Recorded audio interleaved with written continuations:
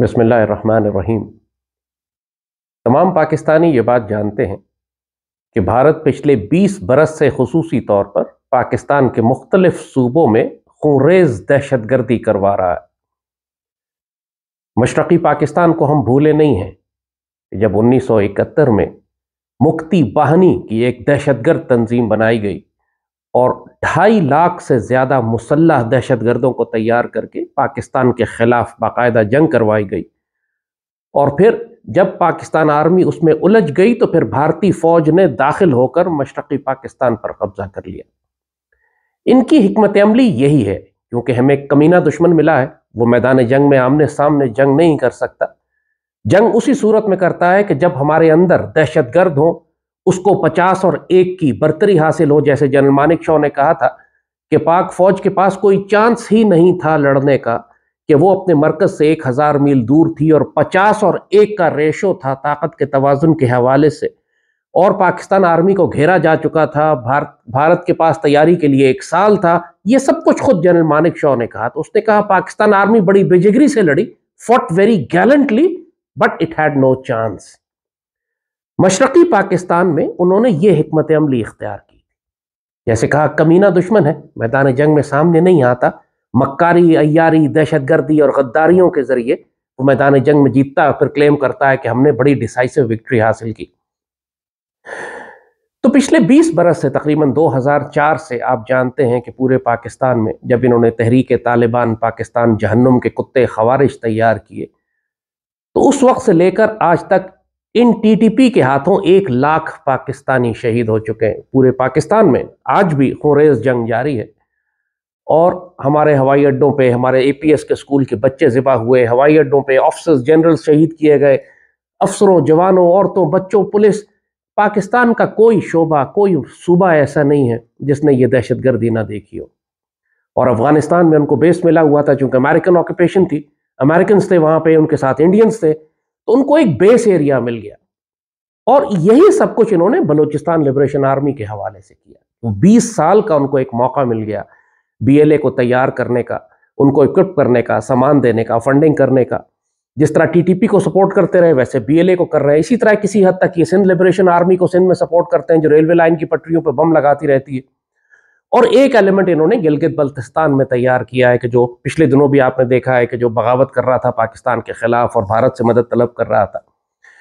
इन्होंने हर सूबे में, हर इलाके में इस तरह के मिलिटेंट ग्रुप्स और दहशतगर्द और इंसर्जेंट एलिमेंट्स तैयार किए हैं, जो तासुर ये देते हैं जैसे पूरा सूबा अलग होना चाहता है पाकिस्तान से। यानी आप नरेंद्र मोदी की तकरीर सुने, वो कहता है जनाब बलूचिस्तान भी हम अलग कर देंगे और गिलगित बल्तिस्तान और आज़ाद कश्मीर ये हम ले लेंगे। ये एक मीडिया परसेप्शन क्रिएट करते हैं, एक पॉलिटिकल एनवायरनमेंट क्रिएट करते हैं, ये दिखाने के लिए दुनिया को कि जैसे पूरा पाकिस्तान बगावत कर चुका है, पाकिस्तान टूटने वाला है, पाकिस्तान तो बस अब सूबे अलग ही होने वाले हैं। हकीकत क्या होती है कि जब भी कोई बगावत कहीं खड़ी की जाती है, जब भी कोई रेजिस्टेंस कहीं बनाई जाती है, या एक दहशतगर्द ग्रोह तैयार किया जाता है, वो हमेशा एक छोटा सा हाईली मोटिवेटेड ग्रुप होता है, मर्सनरीज सही, लेकिन वो एक छोटा ग्रुप होता है। उसके हैंडलर्स मुल्क से बाहर बैठे होते हैं, जो उसको फंडिंग करते हैं, उसकी स्ट्रेटजी बनाते हैं, उसको पैसा भेजते हैं, असलहा भेजते हैं, और वो मोटिवेटेड ग्रुप जो है वो फिर उस पैसे और हथियारों के बल के ऊपर एक लोकल इंसर्जेंसी क्रिएट करता है, अनरेस्ट क्रिएट करता है, लोगों को दहशत ज़दा करता है। इसीलिए इनको टेररिस्ट कहते हैं, कि ये दहशत से काम करते हैं, ये टेरराइज करते हैं लोकल पॉपुलेशन को कि आप हमारे साथ मिलकर काम करें वरना हम आपको मार देंगे। जैसे टीटीपी ने ट्राइबल एरियाज में किया था, टीटीपी ने सवात में किया था। ये सब हमने देखा है किस तरह वो रोज लोगों के गले काटते थे सवात के अंदर, मिंगोरा में, शहरों में। तो पूरी सवात की 15-20 लाख की आबादी दहशत ज़दा हो गई, क्योंकि जाहिर है जब रोज घरों से उठा के लाएंगे, गले काटेंगे, तो फिर कौन इनके सामने मज़ाहमत करेगा, जब ये छोटा सा मुसल्लह ग्रोह जो इतना सफाक और जालिम हो। यही मामला बलूचिस्तान के अंदर इन्होंने रखा हुआ है कि जो बीएलए, इसका मैं बैकग्राउंड थोड़ा सा आपको बता दूं, ये हम बार बार पहले भी बता चुके हैं, लेकिन रिमाइंडर जरूरी है कि पाकिस्तान की आबादी 22 करोड़ की है। इसमें जो बलूचिस्तान की आबादी है वो सिर्फ 1 करोड़ के करीब है, मगर बलूचिस्तान का रकबा पाकिस्तान का तकरीबन आधा है, 44%, 45% एरिया बलूचिस्तान बनता है। मगर 1 करोड़ की आबादी, यानी सोचे कहां आधे पाकिस्तान में 21 करोड़ रहते हैं और बाकी आधे पाकिस्तान में 1 करोड़ रहते हैं। यानी कितना खुला इलाका है, रेगिस्तान है, डेजर्ट है, पहाड़ है, इतनी बड़ी बड़ी जगहें हैं कि जिनको, जहां पुलिस ही नहीं है, जहां आर्मी नहीं है, जिनको इसीलिए बलूचिस्तान को ABC एरियाज में तकसीम किया गया है कि जहां पुलिस है, जहां पुलिस नहीं है। ए एरिया तो जहां पुलिस है और रेगुलेशन है वो तो बहुत थोड़ा सा, 80% 90% बलूचिस्तान जो है वहां कोई है ही नहीं। डेजर्ट है, रेगिस्तान है, पहाड़ है, छुपने की जगह है। और इनमें भी 60%, 1 करोड़ में 60% तकरीबन आबादी, 60-70% जो है वो पश्तूनों की आबादी है। उनमें कोई प्रॉब्लम नहीं है, वो बलूचिस्तान से खुश हैं, पाकिस्तान से खुश है। कोयटा प्राइमरीली एक पश्तून शहर है। कोयटा को लोग समझते हैं बलूचिस्तान का कैपिटल है, it is actually a Pashtun city. वो बलोच शहर नहीं है, बलोच वहां रहते जरूर है लेकिन प्राइमरीली डोमिनेंट आबादी वहां पे कोयटा जो उसके आसपास के सारे इलाके, ज़ियारत, ये सब ये पश्तून एरियाज है। यहाँ कोई प्रॉब्लम नहीं है as far as Pashtun population is concern.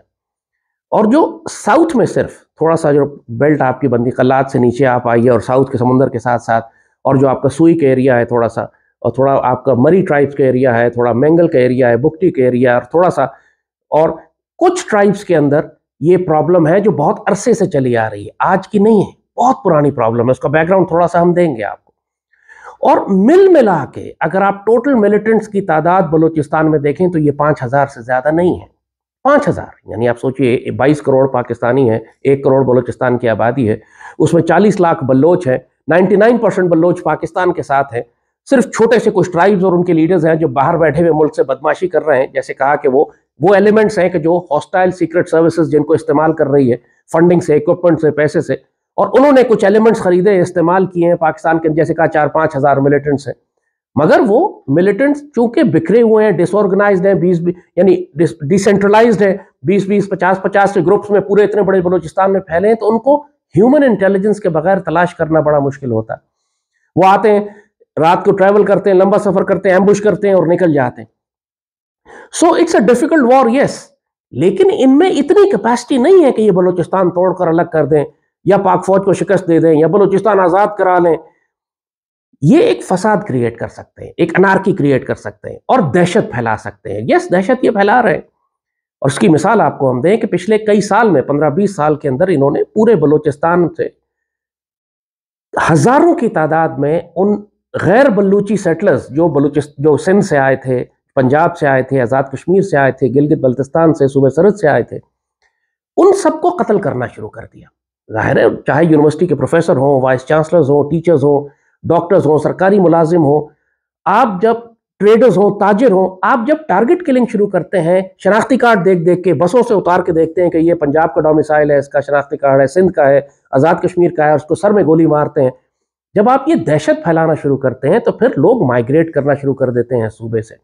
और यही हुआ कि पिछले 20 साल में कई लाख के करीब वो जो दूसरे सूबों से आके पाकिस्तानी बलूचिस्तान में काम कर रहे थे, तिजारत कर रहे थे, कोई ट्रांसपोर्ट में था, कोई बिजनेसमैन था, कोई टीचर था, कोई इंजीनियर था, कोई डॉक्टर था, कोई टेलीकम्युनिकेशन कंपनीज में काम करते थे, वो सब के सब माइग्रेट करके वापस जाने लगे। और इन्होंने हजारों की तादाद में लोगों को कत्ल भी किया। अब जाहिर है, सॉफ्ट टारगेट है। एक मजदूर को आप बस से उतार के शनाख्ती कार्ड दे के गोली मार दें, क्या कर लेगा कोई? पूरे शहर, पूरे मुल्क की, पूरे शहर की, पूरे सूबे की हर बस के अंदर तो आप सिक्योरिटी गार्ड नहीं बिठा सकते। तो इस किस्म की ये दहशतगर्दी 20 साल से कर रहे हैं। मगर होता क्या है कि उनके लिए आवाज कोई नहीं उठाता। एक पिछली 3 हुकूमतें गुजरी, पहले मुशर्रफ की हुकूमत के जमाने में यह फसाद शुरू हुआ था, लेकिन फिर मुशर्रफ को हटा के जरदारी और इफ्तिखार चौधरी आ गए। इफ्तिखार चौधरी चूंकि खुद बलूचिस्तान का था, लिहाजा इन BLA वालों को प्रोटेक्शन मिलती रही रियासत के अंदर से ही। जरदारी खुद बलोच कहता है अपने आप को, मैं बलोच था, लिहाजा वो इनको प्रोटेक्शन देता रहा। फिर नवाज शरीफ आ गया, उसके बाद इमरान की हुकूमत आई, कमजोर और करप्ट सारे के सारे। और उस जमाने में ये बाजवा और फैज थे यहाँ पे, जिनका काम सिक्योरिटी की जिम्मेदारी थी, ये खुद कॉम्प्रोमाइज थे दोनों। तो जब मुसलसल 20 साल से हमने सिर्फ स्पेस दी है, मौका दिया है इन दहशतगर्दों को कि ये दहशतगर्दी फैलाते रहें, और इनके सपोर्टिव एलिमेंट पाकिस्तान की रियासत में, यानी जैसे कहा इफ्तिखार चौधरी जैसे सुप्रीम कोर्ट की जजेस जब इनको सपोर्ट कर रहे हो, जब जरदारी जैसा मुल्क का सदर इनको सपोर्ट कर रहा हो, पार्टी इनको सपोर्ट कर रही हो, जब पाकिस्तान के मीडिया में हामिद मीर जैसे गद्दार जो हर दहशतगर्द के खिलाफ, हर पाकिस्तान दुश्मन जमात के साथ खड़े होकर उसको इंफॉर्मेशन वॉरफेयर में, 5th जनरेशन वॉर में उसको इंफॉर्मेशन वॉरफेयर की सपोर्ट दे रहे हो, तो ऐसे में आप नैरेटिव ऐसा बिल्ड कर लेते हैं बहुत बड़ा कि जैसे पूरी रियासत डूबने वाली है, आज बलूचिस्तान हाथ से निकल गया।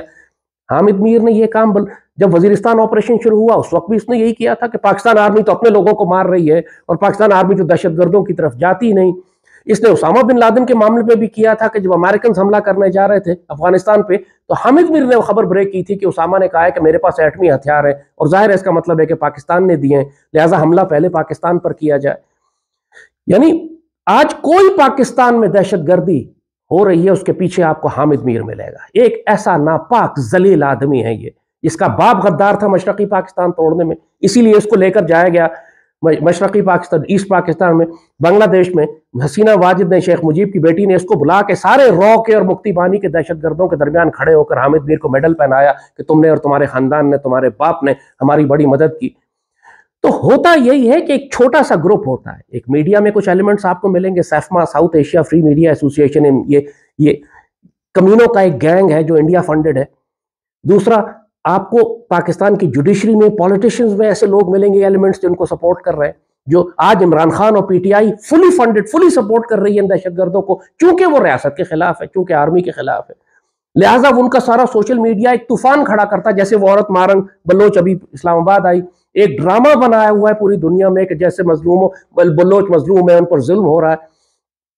मुझे बड़ी खुशी हुई, एक पुलिस ऑफिसर ने रोक के पूछा उस मारंग से कि आप इसके बारे में क्या कहती हैं कि जब शनाख्ती कार्ड देख देख के पंजाबियों को कत्ल किया गया, तब उसके पास कोई जवाब नहीं था। एक रिपोर्टर ने पूछा कि वो जो शनाख्ती कार्ड देख देख के पंजाबियों को और कश्मीरियों को और सिंधियों को कत्ल किया गया, उस पर आप क्या कहती हैं? तो उसने कहा जी ये तो जंग है, जंग में तो होता है, जब जंग में होता है तो तुम किस बात का मातम कर रही हो? तुम भी तो दहशतगर्द की बेटी हो, दहशतगर्द तुम्हारे खानदान वाले हैं, सारे सारे बीएलए और बीएसओ के सपोर्टर्स हैं, तो उसका खानदान चेक करें ना, सारे वही हैं जो हमेशा से लड़ते आए हैं पाकिस्तान के खिलाफ।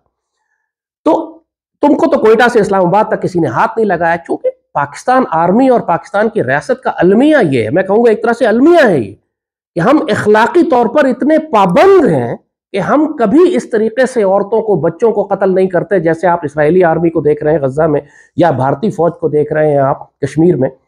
हालांकि और ये कमीने इल्जाम लगाते हैं पाकिस्तानी आर्मी और एफसी पे कि जनाब औरतों को रेप कर रही है और औरतों पे जुल्म कर रही है और औरतों को कत्ल कर रही है। हमारा कल्चर ही नहीं है, हमने कभी किया ही नहीं। पूरे 20 साल ट्राइबल एरियाज में जंग हो रही है, कोई एक वाकया बता दे कोई कि पाकिस्तान आर्मी ने किसी घर में जाके औरतों की बेइज्जती की हो, बेहुरमती की हो, बल्कि टीटीपी से बचा के लाए हैं कि टीटीपी रोज औरतें उठा के ले जाते थे। यही बलूचिस्तान में हाल है, ये हमेशा औरतों का कार्ड खेलते हैं कमीने, क्योंकि बेगैरत हैं, खुद तो आ नहीं सकते सामने, लिहाजा मारंग बलोच को तो फलानी फलानी औरत को तो शारी बलोच को तो फलानी को आगे करते रहते हैं बेगैरते। और वो खुद दहशतगर्द हैं, वो औरतें खुद दहशतगर्द हैं, वो सुसाइड बॉम्बर्स भी हैं, अब तो इनके अंदर बन गई हैं। तो आप अगर किसी सुसाइड बॉम्बर औरत को उठाएं तो तूफान खड़ा कर देगा मीडिया में, हामिद मीर जैसा मीडिया, कि जी पाकिस्तान और औरतों को उठा के रेप कर रही है, जैसे अकबर बुगटी ने किया था कि जब उसको गिरफ्तार करने की बारी आई तो उसने एक आर्मी के मेजर पे वहां भी इल्जाम लगाया था सुई में कि जी हम एक औरत को, डॉक्टर शाजिया कोई थी बेचारी, गई थी वहां डॉक्टर करने के लिए, खुद अकबर बुगटी के आदमी ने उनको बेहुरमत किया, इल्जाम पाकिस्तान आर्मी पर लगाया। तो ये एक इनका नैरेटिव है कि एक तरफ बीएलए वाले दहशतगर्दी के लिए ये ट्रेनिंग कैंप्स में चले जाते हैं, पहाड़ों में चले जाते हैं, फिर उनकी औरतें पीछे मिसिंग पर्सन का केस लेकर तूफान खड़ा कर देती है। हामिद मीर उनको सपोर्ट करता है, इफ्तिखार चौधरी जैसे जज केस लेते हैं और रियासत को आप अंडर प्रेशर ले आते हैं। और इसकी क्लासिक मिसाल मैं आपको दूं, जब अकबर बुगटी ने खुदकुशी की, अकबर बुगटी ने गार के अंदर खुदकुशी की, 5 आर्मी ऑफिसर्स उसके अंदर गए उसका सरेंडर लेने के लिए, उसने कहा जी अंदर आए, मैं बात करना चाहता हूं। कोई पाकिस्तान आर्मी अकबर बुगटी को कत्ल नहीं करना चाहती थी। अगर कत्ल करना चाहती तो 5 army officers, lieutenant colonel, captain, majors अंदर क्यों जाते खाली हाथ? वो अंदर गए, उसने खुदकुशी की, बम धमाका किया, गार गिर गया, वो मारा गया उसके अंदर। अब जो मारा गया तो उसके बेटे ने केस कर दिया पाकिस्तान की रियासत पर कि मेरे बाप को कत्ल किया। इफ्तिखार चौधरी चीफ जस्टिस था, उसने केस एंटर कर लिया। और इमेजिन करें कि चीफ ऑफ आर्मी स्टाफ के ऊपर गवर्नर अवैस गनी बलोचिस्तान के थे, Musharraf chief of army staff था, पाकिस्तान की पूरी रियासत पर उस दहशतगर्द ने केस कर दिया कि जी मेरे अकबर बुगटी को कत्ल किया गया। और उसने केस भी रजिस्टर कर दिया, वारंट्स निकलवा दिए। एक कयामत खड़ी हो गई रियासत पाकिस्तान पर, क्योंकि एक दहशतगर्द ने अदालती निजाम इस्तेमाल करके रियासत पाकिस्तान को यरगमाल बना लिया। और उसके बाद चूंकि जनकियानी उस वक्त चीफ ऑफ आर्मी स्टाफ था, वो भी मिला हुआ था जरदारी के साथ, उनको भी शौक था उस वक्त मुशर्रफ को दलील करने का और तमाम पेट्रियट्स को दलील करने का, ताकि आइंदा कोई बीएलए पर हाथ ना डाल सके। ये गेम खेली गई उस वक्त की। नतीजा ये हुआ कि जो पेट्रियट्स थे बलोचिस्तान में, पीछे हट गए कि यार अगर मुशर्रफ को नहीं बचाया जा सकता, गवर्नर अवैस गनी को नहीं बचाया जा सकता, तो आइंदा हम क्यों हाथ डालें BLA पे कि मुसीबत पड़ेगी बाद में हमारे ऊपर केसेस हो जाएंगे, क्योंकि सारा अदालती निजाम इन दहशतगर्दों को सपोर्ट कर रहा है। ये गेम है। मैं आपको एक छोटा सा वाकया सुनाता हूं। यहां पर नवाब खैर बख्श मरी, ये 1974 में भुट्टो ने इनके खिलाफ पहला मिलिट्री ऑपरेशन किया था, बड़ा। भुट्टो ने, जुल्फकार अली भुट्टो, पीपल्स पार्टी वाला, क्योंकि ये उस वक्त सोवियत यूनियन के साथ मिलकर पाकिस्तान में बगावत करवा रहे थे। एक तरफ अवामी नेशनल पार्टी थी, खान अब्दुल गफ्फार खान वाले, वली खान उस वक्त नैब कहलाते थे, नेशनल अवामी पार्टी। उनको बैन किया, पाबंदी लगाई, क्योंकि वो पख्तूनिस्तान बनाने के लिए सोवियत यूनियन से असलहा, रुपया, पैसा, मदद लाके यहां बगावत करवाना चाह रहे थे। भुट्टो ने किया ये सारा काम। दूसरा, भुट्टो ने क्या किया कि इन BLA बलूचिस्तान लिबरेशन आर्मी वाले जो नवाब खैर बख्श मरी था उस वक्त, और उस मजे की बात उस वक्त गवर्नर या चीफ मिनिस्टर जो था वो अकबर बुगटी था, इन्होंने ऑपरेशन किया इनके खिलाफ और इनको जबरदस्ती इनकी बगावत को तोड़ा, जो ये सोवियत यूनियन अफगानिस्तान से असला लेकर आ रहे थे। 79 में सोवियत यूनियन अफगानिस्तान में दाखिल हो गया। अच्छा, उससे पहले थोड़ा सा, भुट्टो के जमाने में इनको गिरफ्तार कर लिया गया, सब बड़े पकड़, इसके अंदर नजम सेठी भी पकड़ा गया हो, क्योंकि ये भी लंदन कॉमरेड ग्रुप का मेंबर था। बड़े बड़े लोग, जैसे कहा आज हामिद मीर है, उस वक्त नजम सेठी था, ये सारे लोग पकड़े गए। जब पकड़े गए तो इनको मुकदमा चला, इनको सजाए मौत होने वाली थी। लेकिन फिर वही हुआ कि जनरल ज़िया का मार्शल लॉ आ गया। एक स्कीम चलाई गई, जी एमनेस्टी, माफी दे देते हैं सबको, नाराज बलोच हैं, दोस्ती कर लेते हैं, भाई बंदी, हमारे अपने लोग हैं, कोई बात नहीं, हो गई गलती इनसे, उन्होंने भी मिन्नतें तरले किए, माफिया मांगी, कुरान सर पे उठाए, हम माफी मांगते हैं। इनको माफ कर दिया गया। नजम सेठी भी इसीलिए बच गया, इमेजिन करें, इसीलिए नवाब खैर बख्श मरी बच गया, उसके साथ और जितने भी इनके दहशतगर्द थे वो सब बच गए। 79 में जब सोवियत यूनियन ने अफगानिस्तान पर हमला किया तो इन्होंने एक दफा फिर बगावत शुरू कर दी पाकिस्तान के अंदर। उस वक्त जब इन पर सख्ती हुई तो सारे भागकर अफगानिस्तान चले गए। थ्रू आउट सोवियत यूनियन जब अफगानिस्तान में था तो नवाब खैर बख्श मरी और उसके साथ ये सारे BLA के दहशतगर्द काबुल में रहा करते थे नजीबुल्लाह की हुकूमत के दरमियान। और जब नजीबुल्लाह की हुकूमत गिरी, जब वहां मुजाहिदीन, अफगान तालिबान की, उस वक्त तो मुजाहिदीन थे, मुजाहिदीन की हुकूमत जब वहां पे आई तो ये एक मरतबा फिर मिन्नतें तरले करने आ गए हुकूमत पाकिस्तान के। उस वक्त नवे खल बेनज़ीर की हुकूमत थी, या शायद नवाज की थी, बेनज़ीर की थी। मिन्नतें तरले करने के लिए आ गए कि जी हमें माफी दे दें, हम वापस आके आबाद होना चाहते हैं, क्योंकि वहां तो मुजाहिदीन आ गए, अब तो इन्होंने मर जाना था वहां, अब तो सोवियत चला गया वहां से निकल के, नजीबुल्लाह की हुकूमत भी खत्म हो गई, अब इन्हें कौन बचाता।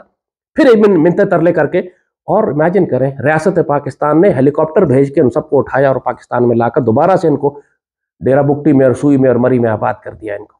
इन्ना लिल्लाहि व इन्ना इलैहि राजिऊन। यानी इन्होंने भीख मांगी कि हमें वापस लाके प्रोटेक्शन दी जाए, हम पाकिस्तान के वफादार रहेंगे, फिर उनको वापस लाया गया, फिर उनको आबाद कर दिया गया। वही जो आज TTP के साथ इमरान ने करने की कोशिश की थी कि दहशतगर्दों को अफगानिस्तान में हलाक करने के बजाय हजारों को लाके पाकिस्तान में आबाद कर दिया। और आज पूरे पाकिस्तान में जो दहशतगर्दी की लहर है, ये इस जलील पॉलिसी की वजह से कि जनाब दहशतगर्दों से मुज़ाकरात करें, अपने बच्चे हैं, माफी दे दें, ले आए, रीसेटल कर दें इनको, जबकि आपको अच्छी तरह पता है कि इनके हैंडलर्स बाहर बैठे हैं, इनको कभी सुकून से नहीं बैठने देंगे। ये इंडिपेंडेंट है ही नहीं कि खुद फैसले करें, इनके तो हैंडलर्स हैं पीछे से, बाहर से, भारतीय इंटेलिजेंस की और CIA की और KGB के, जो इनको कंट्रोल कर रहे हैं। तो हर 10 साल के बाद ये एक बगावत करते हैं, मारे जाते हैं, पकड़े जाते हैं, फिर मिन्नतें तरले करते हैं, फिर इनको माफी मिल जाती है, फिर ये बगावत शुरू कर देते हैं। ये कमीनापन इनका पिछले 50-60 साल से चल रहा है, कोई नई बात नहीं है। हर दफा एक ही पैटर्न होता है, जब इनको सजा लगने लगती है, जब इनको सजाए मौत दी जाने लगती है, कोई पावरफुल प्लेयर्स आ जाते हैं अंदर से बाहर से, जी माफी दे दें, माजरत दे दें, ये अपने लोग हैं, एक रिकंसिलिएशन कर लेते हैं, माफ कर देते हैं। ये प्रोसेस बार बार होता रहा है और ये बार बार अपने वादे तोड़ते रहे। अपने TTP के साथ कितने मुआहदे किए और कितने मुआहदे तोड़े हैं उन्होंने।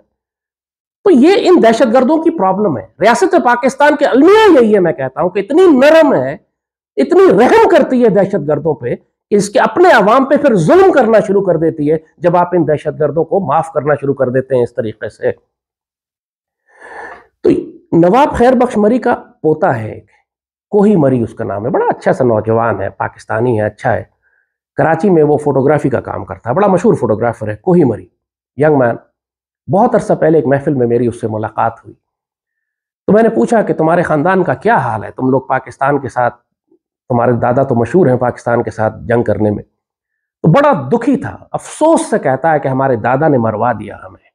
खैर बख्श मरी का पोता है वो, कहता हमारे दादा ने मरवा दिया हमें, ना उन्होंने हमें पाकिस्तानी रहने दिया, सारी जिंदगी पाकिस्तान से नफरत से खाते रहे।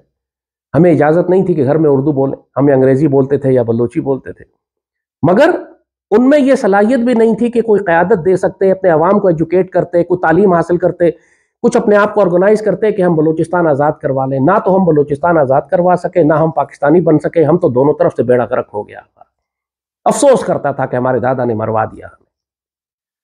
और ये बहुत तल्ख हकीकत है कि जितने भी आज आपको नवाब खैर बख्श मरी का एक और बेटा पोता है, कोई हिब्रियार मरी है, वो मुल्क से बाहर बैठा हुआ है।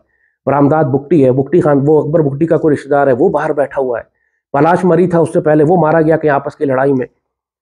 शाहजैन बुगटी है। ये सारे के सारे कभी CIA से असलहा लेकर आ रहे हैं, कभी इंडिया से लेकर आ रहे हैं। इनके हैंडलर्स बाहर बैठे हुए हैं। ये ऑर्गेनिक मूवमेंट नहीं है कि आप कहें बलूचिस्तान के बलोच पाकिस्तान से लड़के बगावत करना चाह रहे हैं। ये कुछ कमीने हैं जो इंस्टिगेट करते हैं, एजेंट्स ऑफ केओस हैं। जिस तरह आपने यानी क्या वो इंडियन एजेंट है कुलभूषण यादव, यस, वो हमारे पास अभी तक गिरफ्तार है। वो क्या कर रहा था बलूचिस्तान में, क्या करने आया था? उसका इंटरव्यू आपने सुना है। उसने कहा मैं पूरी भारतीय इंटेलिजेंस और रॉ को रिप्रेजेंट करता हूं। मैं यहां पर आया था यहाँ पे ताकि मैं हजारस को भी कत्ल करूं, यानी सेक्टेरियन लाइंस के ऊपर मैं जंग करवाऊं। इसके इंटरव्यू सुन लें आप, यूट्यूब पे पड़ा हुआ है। मैं बलोचों के अंदर भी जंग कराऊं, मैं सेटलर्स को भी कत्ल करूं, यानी जो पंजाबी, कश्मीरी, सिंधी, पश्तून यहाँ आबाद है उनको भी कत्ल करूं। मैं BLA को सपोर्ट करूं। तो ये सारे काम करने के लिए कुलभूषण यादव था। उसके पीछे पूरी इंडियन स्टैब्लिशमेंट थी, पूरी इंडियन गवर्नमेंट थी।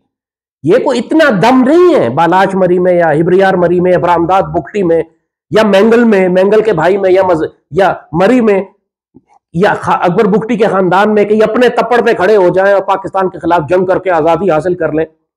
ये सारे के सारे बेगैरत मुल्क से बाहर बैठे, कोई यूरोप में, कोई स्विट्जरलैंड में, कोई इंडिया में। इन्होंने अरबों डॉलर लगाए, करोड़ों अरबों रुपया लगा के खुद खाया, अपने मेंशन विला स्विट्जरलैंड में बनाए, अपने अवाम को जाहिल रखा। जैसे नवाब खैर बख्श मरी के पोते ने कहा कि हमारी पूरी कौम को जाहिल रखा, पाकिस्तानी रियासत में जाने नहीं दिया। अकबर बुगटी जिसने अपने ही कबीले को, कलपर, मसूरी और बुगटी कबीले का बेड़ा गर्क करके रखा हुआ था और रियासत को रोज ब्लैकमेल करता था कि जी हमें दीवार से ना लगाएं, कभी ऑयल फील्ड्स पे हमले कर रहा है, कभी गैस लाइंस तबाह कर रहा है, पूरे पाकिस्तान को तकलीफ हो रही, कभी प्रेसिडेंट ऑफ पाकिस्तान पर हमले कर रहा है। सिर्फ ब्लैकमेलिंग और बदमाशी थी। लेकिन जब इसी बुगटी कबीले को, जो पेट्रियट्स बुगटी हैं, जो पाकिस्तान से प्यार करने वाले, जब उनको लाकर वापस आबाद किया गया तो उसने बगावत खड़ी कर दी रियासत के खिलाफ। और ये पेट्रियोटिक बुगटीज नहीं फिर उसको अपने इलाके से निकाला, पाकिस्तान आर्मी ने नहीं निकाला। ये जो आज आप सरफराज बुगटी आपको नजर आता है, ये मुहिब्ब वतन बलोच, ये भी तो बुगटी खानदान का ही है ना, बुगटी कबीले का है। तो ये क्यों अकबर बुगटी के खिलाफ है? ये तो कोई गैर आदमी नहीं है, ये तो बुगटी कबीले का आदमी है। पूछे ना कलपर और मसूरी बुगटी इतने बरस जो जलील अहमदान बुगटी उससे पहले बुजुर्ग आदमी थे जिनको निकालकर डेरा इस्माइल यानी पूरा साउथ पंजाब में और इनको सारे मुल्तान की तरफ निकाल दिया गया था। हजारों बुगटियों को मुशर्रफ ने सिर्फ ये किया था कि ये कहा कि जो बुगटी पूरे पाकिस्तान में जलील हो रहे हैं इनको ले जाके वापस अपने घर में आबाद करें। इस पर अकबर बुगटी ने बगावत कर दी क्योंकि वो उनकी जमीनों पर कब्जा करके बैठा हुआ था। ये थी सारी वो हुकूक की जंग कि जी हमारे हुकूक हमको नहीं दिए जा रहे, इसलिए बलोचों ने बगावत कर दी। उस वक्त सारी जितनी पॉलिटिकल गवर्नमेंट, जितने भी लोग थे, वो एक्चुअली अकबर बुगटी को सपोर्ट कर रहे थे। नतीजा इस पाकिस्तानी रियासत का देखें कि जो हमारे कमांडो शहीद हुए उनका खून माफ है। अकबर बुगटी का केस पाकिस्तान की रियासत के खिलाफ हो गया। अकबर बुगटी के नाम पे स्टेडियम भी बना दिया गया, ट्रेन भी चला दी गई, लेकिन जो हमारे कमांडो शहीद हुए वो फालतू थे। जो लाखों शहीद हुए पाकिस्तान बलूचिस्तान के अंदर BLA के हाथों, उनके हकूक की बात नहीं करनी, लेकिन जो BLA के कुत्ते मारे गए उनके लिए लॉन्ग मार्च करनी और बताना है मिसिंग पर्सन, और उसके लिए हामिद मीर और मामा कदीर और ये सारे ड्रामे बेगैरत ये सब पहुंच जाएंगे रियासत पाकिस्तान के खिलाफ बकवास करने के लिए। और उनको information warfare support Hamid Mir की तरफ से, सैफमा की तरफ से, इंटरनेशनल स्टैब्लिशमेंट की तरफ से, इंडियंस की तरफ से दी जाएगी। और पाकिस्तान की पॉलिटिकल स्टैब्लिशमेंट के अंदर, जुडिशियल स्टैब्लिशमेंट के अंदर के जो इनके पालतू बैठे हुए हैं कि जो BLA हमेशा दहशतगर्दों को, TTP को सपोर्ट करते हैं, जिनका ताल्लुक किसी ना किसी पॉलिटिकल पार्टी से या उनको पीछे से इंडिया कंट्रोल कर रहा है, तो फिर एक क्राइसिस खड़ा कर देते हैं रियासत पाकिस्तान के लिए। ये मुमकिन नहीं है, मुमकिन नहीं है एक दहशतगर्द तंजीम के लिए सड़क पे घूमती फिरती रहे और जो कभी गाड़ियां एम्बुश कर रही है, कभी जवानों को जिंदा जला रही है, कभी शनाख्ती कार्ड देख के कत्ल कर रही है। उसके लिए मुमकिन नहीं है सरवाइव करना जब तक उसको रियासत के अंदर से ताकतवर एलिमेंट सपोर्ट ना कर रहे हो, जुडिशरी में, पॉलिटिकल पार्टीज में, मीडिया में। आर्मी सपोर्ट नहीं कर रही है उनको, आर्मी तो लड़ रही है, आर्मी तो शहादतें दे रही है। धोखा तो आर्मी को दिया जा रहा है क्योंकि तूफान वही दहशतगर्द FC के जवानों को जिबा करते हैं और उसके बाद उनकी औरतें तूफान खड़ा करती हैं कि जी मेरे भाई को उठा के ले गए मिसिंग पर्सन। कितने मिसिंग पर्सन है लिस्ट वाले कि जो बीएलए के लड़ते हुए मारे गए, चंद दिनों बाद बीएलए ने कहा हमारा बंदा मारा गया, तो पता लगा ये मिसिंग पर्सन की लिस्ट में था, और उसके सारे खानदान वाले तूफान मचा रहे थे। सुप्रीम कोर्ट एक्शन ले रही है, मिनिस्ट्री ऑफ इंटीरियर को डांट डपट कर रही है, एफसी के कमांडेंट को बुलाया जा रहा है, कोर कमांडर को जलील कर रहे हैं, और पता लगा कुछ अरसे के बाद कि जनाब बीएलए ने खुद कहा कि ये हमारा सरमचार था जो मारा गया कुत्ते की मौत पाकिस्तान आर्मी से लड़ते हुए। लेकिन जो तूफान मचा रहा मुल्क में, जो अंडर प्रेशर ले आया रियासत को, आप ये कहकर के जी रियासत पाकिस्तान जुल्म कर रही है, उसका जवाब कोई नहीं देगा, उसका कोई अकाउंटेबिलिटी किसी की नहीं। फांसियां दें फिर उन जजों को कि जिन्होंने पाकिस्तान आर्मी के खिलाफ नोटिस किए, जिन्होंने इफ्तिखार चौधरी वाले केस में, अकबर बुगटी वाले केस में जब प्रेसिडेंट मुशर्रफ को नोटिस किया या गवर्नर अवैस गनी को नोटिस किया, पूरी रियासत को नोटिस किया और दहशतगर्दों को सपोर्ट किया, रियासत को पीछे धकेला, फिर उनको फांसियां चढ़ाए ना, फिर उनको हामिद मीर जैसे को फांसी चढ़ाए ना, फिर जिसकी वजह से पूरी रियासत पाकिस्तान हर वक्त खतरे में रहती है। पूरी पाकिस्तान की तारीख में इतना नापाक और हरामखोर सहाफी नहीं आया, सहाफी तो नहीं है, तो इंफॉर्मेशन वॉरफेयर गद्दार है, नहीं आया जितना हामिद मीर है। इसको रियासत ने क्यों खुला छोड़ा? इसके भाई को इंफॉर्मेशन मिनिस्टर पंजाब लगाया हुआ है, आमिर मीर है मेरा ख्याल है, वो क्यों खुला छोड़ा हुआ है इनको? कर्नल ख्वाजा खालिद ख्वाजा को कर्नल इमाम की शहादत का बराह रास्त जिम्मेदार है। कर्नल खालिद ख्वाजा के बेटे से पूछे ना कि फोन कॉल रिकॉर्डेड है इसकी, जिसमें हामिद मीर ने टीटीपी वालों को कहा था कत्ल कर दो इनको, या लाइन दी थी इनको कि ये मार दो इनको जाके, उसने कत्ल कर दिया हम दोनों को। कर्नल इमाम आईएसआई के ऑफिसर थे, अफगानिस्तान जहाद में क्या रोल था उनका हमारा। जब आप रियासत जब दहशतगर्दों पर एहसान करती है ना, तो फिर अपने लोगों का खून बहाती है। हमारा अलमिया सिर्फ ये, कोई प्रॉब्लम ऐसी नहीं है जिसको रिजॉल्व ना किया जा सके। हमारा क्राइसिस ये है कि पैरालिसिस है, हमारा क्राइसिस ये है कि इंडिसिशन है, हमारा क्राइसिस ये है कि लैक ऑफ विल पावर है, हमारा क्राइसिस ये करेज और जुर्रत नहीं है फैसला करने की, हमारा क्राइसिस है कि हम गद्दारों को सर पे बिठाते हैं, मोहब्बे वतन लोगों को कत्ल करते हैं। ये हमारा क्राइसिस है।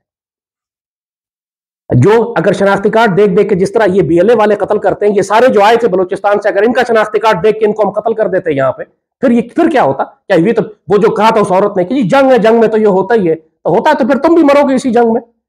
क्यों? जो बाकी हजारों पाकिस्तानियों को तुमने कत्ल किया है, उनका खून माफ है क्या तुम्हें? उनका कोई अकाउंटेबिलिटी नहीं होगी तुमसे, और तुम्हारे कुत्ते जो मारे जाएंगे उस पर तुम रियासत को यरगमाल बनाओगे। यही है वो मामला। रियासत पाकिस्तान को सख्त लेना पड़ेगा अमल यहाँ पे। ये हमें ताना देते हैं कि जी आप इसराइली आर्मी और इंडियन आर्मी की तरह बिहेव कर रहे हैं। अभी तो हमने कुछ किया ही नहीं है। इसराइली आर्मी का देख लिया तुमने गाजा में वो क्या करती है, इंडियन आर्मी कश्मीर में क्या करती है। पाकिस्तान आर्मी तो इखलाकियात की मार खा रही है बेचारी, दोनों तरफ से गालियां खा रही है, ना इन दहशतगर्दों पर हाथ उठाती है, ना इन पर सख्ती करती है, ना इनके घर गिराती है, ना इनको उठा उठा के गायब करती है। इनको तो हकीकत में मिसिंग पर्सन कर देना चाहिए कि 40, 50, 100, 150 इनकी टॉप लीडरशिप है मुल्क के अंदर और मुल्क के बाहर। उनको फारिग करे, बिल्कुल उठा के नजर ना आए कभी दोबारा। मजाल नहीं किसी देखें कोई और बुलाता है, अगर हिलाज करें उसका कि जो मिसिंग पर्सन का ड्रामा खड़ा करता है मीडिया में, जुडिशरी में, सियासत में। पाकिस्तान की रियासत को बचाना है तो सख्ती करनी पड़ेगी आपको। ये सिर्फ आपकी कमजोरी है, सिर्फ आपकी इंडिसिशन है, आपका पैरालिसिस ऑफ डिसीजन है कि जी एनालिसिस पैरालिसिस कहते हैं, सोचते ही रह गए कि क्या करना है, और दुश्मन को स्पेस देते चले जा रहे हैं। वो बकवास पे बकवास कर रहा है, इतना बड़ा कैंसर खड़ा कर दिया बलूचिस्तान में। अब आबादी, ज्यादातर आबादी जो है बेवकूफ होती है, भेड़ बकरियां होती है। आपने देखा पीटीआई का मामला, एक पागलों की एक जमात है, ज़ॉम्बीज़ की एक कल्ट लीडरशिप है, बड़ा तूफान था, रेड लाइन है, ये कर देंगे वो कर देंगे। क्या हाल हो गया? किधर गए सारे? Where they disappeared. बात यह है कि जब रियासत अपनी ताकत इस्तेमाल करती है फिर उसके आगे कोई नहीं खड़ा होता। अल्लाह ने इस पाकिस्तान को कायम रहने के लिए बनाया। एक मैं यहाँ पे एक वाकया सुना दूँ, उस पर ख़त्म करता हूँ इंशाल्लाह। खान ऑफ कल्लात के पोते से एक दफ़ा टीवी पे, मेरे ख्याल में मुबशिर रुकमान का प्रोग्राम था, खान ऑफ एक्सप्रेस टीवी पे, खान ऑफ कल्लात के पोते को बुलाया गया इंटरव्यू में। मुबशिर रुकमान ने पूछा कि आपके दादा ने पाकिस्तान के साथ शामिल होने का फैसला क्यों किया? अब जाहिर है उस वक्त एक फैसला करना था कल्लात की रियासत को, और उसमें भी बड़ा एक कंट्रोवर्शियल किरदार है आज जो चीफ जस्टिस है इनके वालिद का। उस पर कोई हिस्टोरियन ज़्यादा बेहतर रोशनी डालेंगे कि उनका क्या किरदार था, कि क्या उन्होंने पाकिस्तान के साथ शामिल होने की कोशिश की थी या पाकिस्तान से अलग करने की कोशिश की थी। मगर खान ऑफ कल्लात के पोते से जब ये पूछा गया कि आपके दादा ने पाकिस्तान के साथ शामिल होने का फैसला क्यों किया, तो खान ऑफ कल्लात का पोता, मेरा ख्याल है उमर उसका नाम था, वो कहता है कि हमारे दादा यही मशवरा कर रहे थे कि हम पाकिस्तान के साथ शामिल हों या ना शामिल हों। तो हमें रात में ख्वाब में मेरे दादा को सैयदी रसूलुल्लाह की ज़ियारत हुई सल्लल्लाहु अलैहि वसल्लम, और सैयदी रसूलुल्लाह ने हुक्म फरमाया मेरे दादा को, खान ऑफ कल्लात को, कि पाकिस्तान बन रहा है, फ़ौरन पाकिस्तान के साथ शामिल हो जाओ जाके। और उसके बाद मेरे वालिद उठे और हमने फ़ौरन फैसला किया है कि हम पाकिस्तान के साथ शामिल होंगे, और हम पाकिस्तान के साथ अपनी मर्जी से शामिल हुए थे।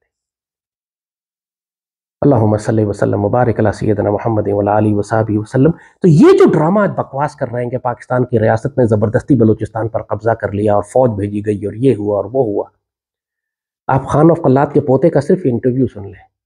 ये बलूचिस्तान भी सईदी रसूलुल्लाह के हुक्म से पाकिस्तान में शामिल हुआ है। किसी का बाप भी इसको अलग नहीं कर सकता पाकिस्तान से, जिस तरह किसी का बाप भी इस पाकिस्तान को अब मजीद छोटा नहीं कर सकता, ख़त्म नहीं कर सकता। हमें चोट लग सकती है, ख़त्म नहीं कर सकता।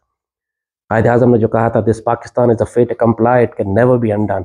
पाकिस्तान अब अल्लाह की मुस्तहकम तकदीर है जो पत्थर पर लिख दी गई है, ये क़यामत तक इंशाअल्लाह ख़त्म होने वाला नहीं है। ये सिर्फ जलील लोग हैं जो अपने आप को ख़राब कर रहे हैं, लेकिन रियासत पाकिस्तान इनको जगह देती है कि ये पाकिस्तानियों को, मुसलमानों को तकलीफ़ दें, शहादतें दें, हमारे अफसरों जवानों को शहीद करें, हमारे जो गैर बलूचिस्तान से जो बाहर से आके जो लोग सेटल हुए हैं उनको कत्ल करें। इतनी जगह देने की ज़रूरत क्या है? उनको सख्ती क्यों नहीं करते इनके ऊपर? इनमें हज़ारों, आपने अभी पिछले हफ्ते की बात है कि 70 के करीब ये BLA के दहशतगर्द थे, उन्होंने हथियार डाले, उन्होंने कहा हम लाइन वापस आना चाहते हैं मेन स्ट्रीम में, हमें माफ़ कर दें, गलती हो गई। उन्होंने खुद कहा कि हमें भारत ने फंडिंग की थी, भारत से ट्रेनिंग ली हमने जाके। सब कुछ तो तुम्हारे आंखों के सामने है, फिर तुम कैसे कह सकते हो कि ये ऑर्गेनिक मूवमेंट है, ये जो है लोगों में अंदर गुस्सा है? कुछ भी नहीं है। चंद सरदार एक्सप्लॉइट कर रहे हैं। कुलभूषण यादव इसको फंडिंग कर रहा है, अंदर आके दहशत, बाहर बैठे हुए कमीने, कंजर, बेगैरत, वतन फरोश, नंगे मिल्लत, नंगे दीन, मीर जाफर, मीर सादिक, वो वहां से पैसा और असला भेज के तुम्हें मरवा रहे हैं, खुद अय्याशी कर रहे हैं, तुम लोगों को जाहिल रखा हुआ है।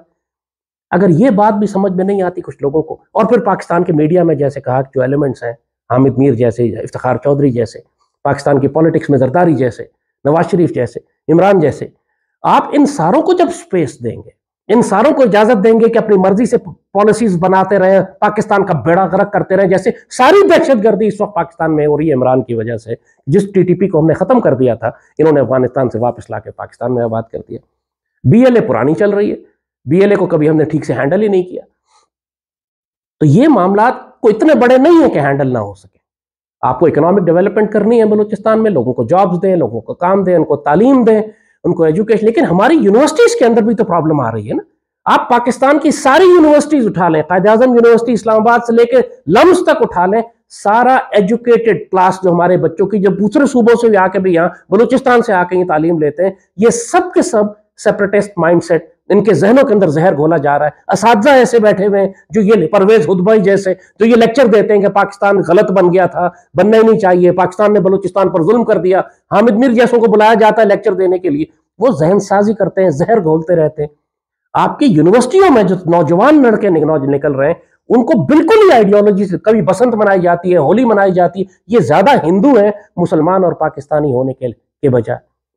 तो आपको एक होलिस्टिक अप्रोच चाहिए। यूनिवर्सिटीज और कॉलेजेस के अंदर इंडोक्ट्रिनेशन आपको करनी है, आपको इनको जॉब्स, इकोनॉमिक डेवलपमेंट करनी है, और आपको जरा सफाक होना पड़ेगा दहशतगर्दों, गद्दारों और उनके कोलैबोरेटर्स पे जो पाकिस्तानी सिस्टम के अंदर, सोसाइटी में मौजूद है, चाहे मीडिया में हो, जुडिशरी में हो, पॉलिटिक्स में हो। कोई मुश्किल नहीं है इसको हैंडल करना। अल्लाह के फजल से TTP बहुत बड़ी इंसर्जेंसी थी, बहुत बड़ी बगावत थी, उसको हमने कुचला, उसको खत्म किया। सवात और ट्राइबल एरियाज को साफ करना बहुत बड़ा मसला था, अल्लाह के फजल से उसको हैंडल किया।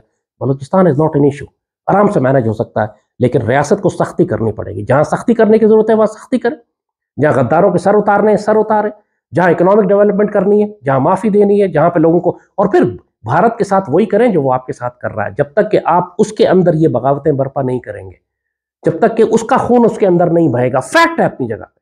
हम 20 साल से रिएक्टिव अप्रोच रखे हुए, पैसिव डिफेंसिव, अपनी सरहदों के अंदर दिफा करने की कोशिश कर रहे हैं। आगे बढ़कर हमने दुश्मन के अंदर हमला नहीं किया, उसको जख्मी नहीं किया। एक जमाना था जब खालिस्तान मूवमेंट थी 90s में, जब न्यूज़िया ने सारी मूवमेंट एक्टिवेट की थी, कश्मीर की मूवमेंट थी, खालिस्तान मूवमेंट थी, इंदिरा गांधी को सिखों ने कत्ल किया था। वो ऐसा टाइम था कि उनको, इंडिया को लग रहा था कि इंडिया डिसइंटीग्रेट हो जाएगा। पाकिस्तान में एक दहशतगर्दी नहीं थी, क्योंकि इस वक्त इंडिया अपने अंदर के मामलात में फंस चुका था। आपको एक काउंटर अटैक करना पड़ेगा। पूरी दुनिया में भारत दहशतगर्दी कर रहा है।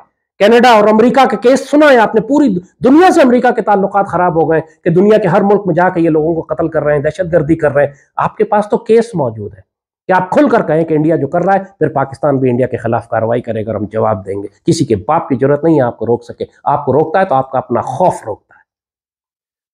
तो पाकिस्तान की हिफाजत करें, जो पाकिस्तान के फैसले करने वाले हैं, आपकी जिम्मेदारी है, सख्ती करें। आपको कमजोरी का और पैरालिसिस का और इंडिसिशन का मौका नहीं है। दुश्मन बहुत तेजी से काम कर रहा है और यही उसकी प्लानिंग है। उस वक्त एक मुक्ति बानी थी, आज 10 मुक्ति बानियां। सिंध के अंदर रोज रेलवे लाइन की पटरी से बम निकलता है, रोज ट्रेनें उलटती हैं, पटरी उखाड़ दी जाती है। वो एक अलग साबोटाज है जो वहां हो रहा है। BLA बहुत नुकसान कर रही है बलूचिस्तान में, TTP बहुत नुकसान कर रही है। और फिर जब भी अल्लाह ना करे ये एलिमेंट, स्लीपर एलिमेंट जो गिलगित बल्तिस्तान और आजाद कश्मीर में बैठे हुए हैं, इंडियंस तो बिल्कुल तैयार है अंदर आने के लिए। उस वक्त एक मुक्ति बानी थी, आज 10 मुक्ति बानियां। और दुश्मन उस वक्त तक नहीं आएगा जब तक पूरी तरह पाकिस्तान के अंदर बगावतें ना भड़का ले। वो जो कर रहा है उसको भी जल्दी पड़ी हुई है, इसीलिए आप देख रहे हैं पिछले 4-5 महीने में आग लगी हुई है पाकिस्तान के अंदर। तो आप हर तरीके से, हर एक्सेस के ऊपर पाकिस्तानी रियासत कर सकती है। जैसे कहा, हमें जो चीज रोक रही है वो हमारा अपना खौफ है, वरना अल्लाह ने हमें सलाहियत और ताकत दी है। इंशाअल्लाह ये पाकिस्तान तो क़यामत तक कायम रहेगा, किसी का बाप भी इसको नहीं तोड़ सकता। पाकिस्तान जिंदाबाद।